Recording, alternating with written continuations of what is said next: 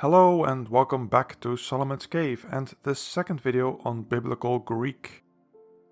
In this video we'll continue our exploration of how to pronounce Greek and we'll look at 4 things.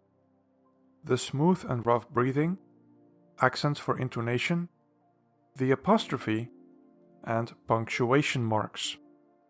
Let's start with the smooth and rough breathing marks.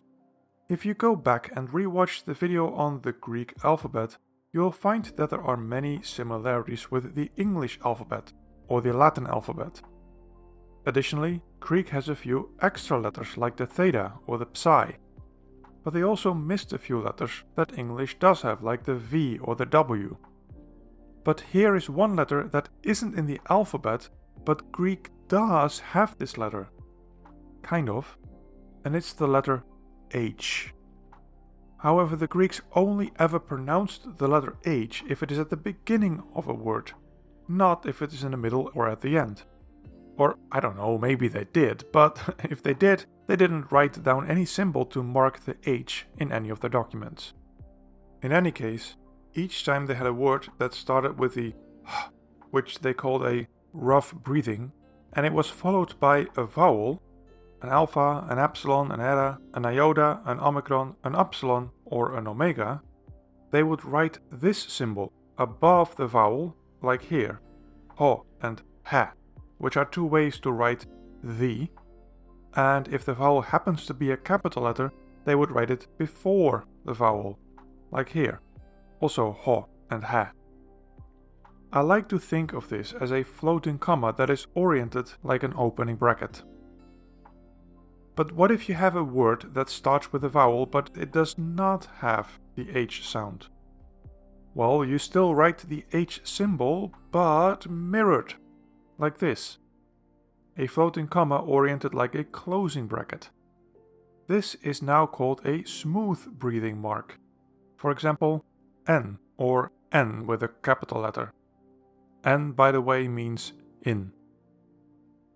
Oh, and if a word starts with 2 vowels in a row, then the breathing mark will be on top of the second vowel, like here, U, which means not.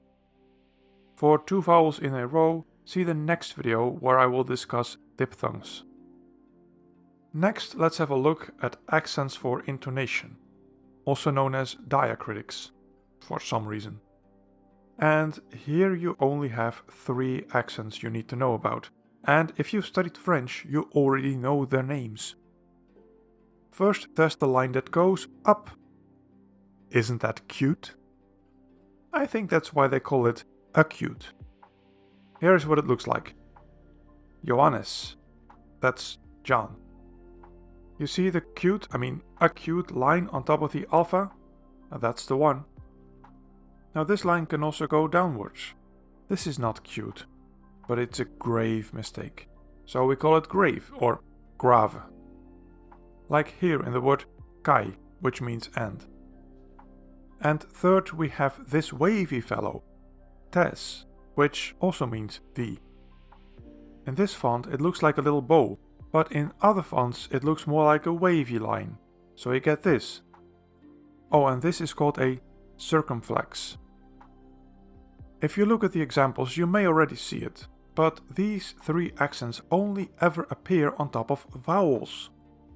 So what do you do if you have a vowel that is at the beginning of a word and has both the breathing marker and an accent? Well, you write the breathing marker first and then the accent next to it if it is acute or grave, or on top of it if it is a circumflex. Like the conditional particle an, or the conjunction hoti, or an, which is a form of the verb to be.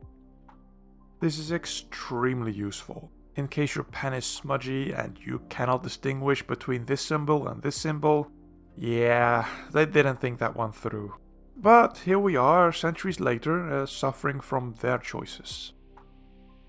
And just like with the comma that marks a rough or smooth breathing, if the first letter is a capital letter, then it appears before the vowel, like this.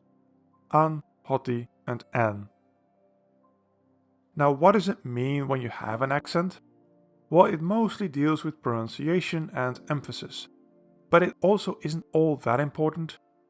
There are a few times where an accent helps you to identify a small word. For example, a means if, but a with a circumflex means you are.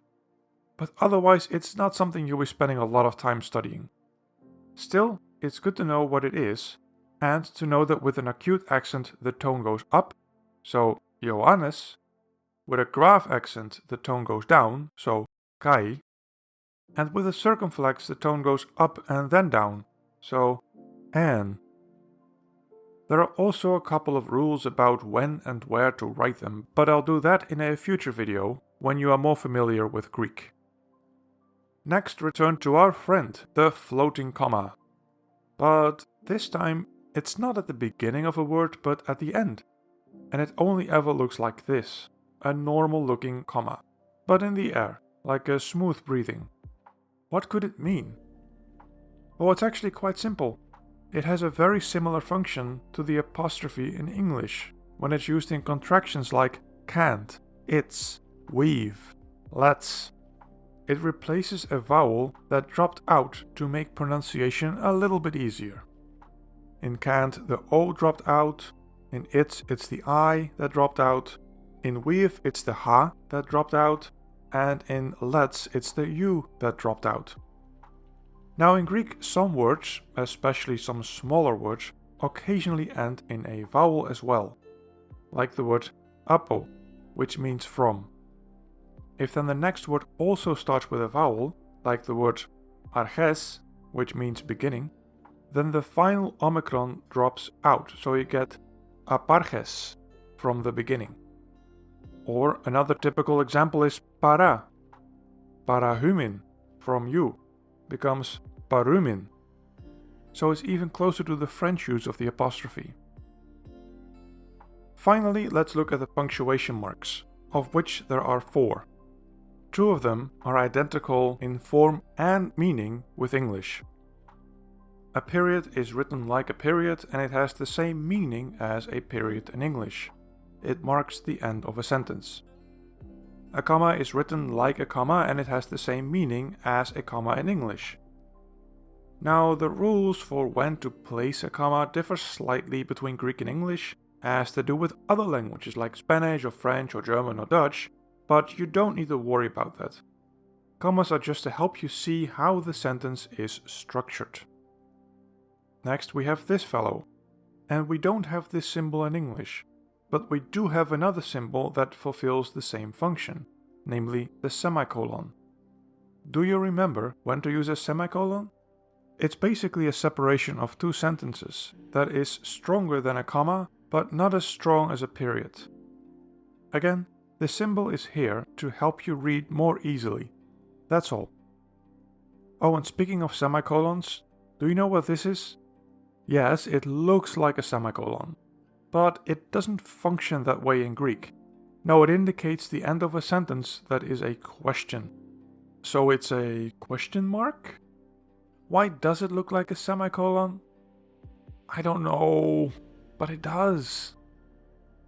Thanks for watching. If you want to support me on Patreon or become a member on YouTube, follow the links in the description so you can see my videos early, vote on topics, ask questions, and more. Now, we are almost done with learning how to pronounce Greek words. I just need to make one more relatively brief video about diphthongs, diaresis, iota subscripts, and the double gamma. And then we are done and ready to read Greek text out loud.